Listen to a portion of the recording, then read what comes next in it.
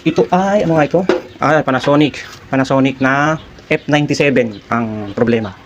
F97. 2 minutes, 1 minute, namamatay na outdoor-indoor ng unit. So, chinek natin yung compressor. Kasi lumalabas sa F97, board, compressor, lahat ng, halos parang nagpalit ka ng buong unit. So, meron lang tayong inayos na konti.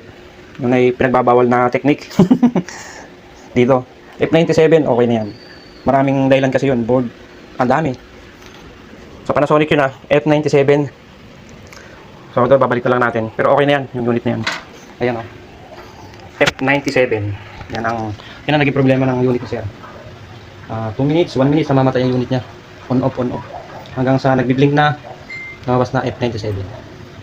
So, meron lang tayong pinalitan na parts. Konti lang. Kasi lumalabas compressor board. Ay talagang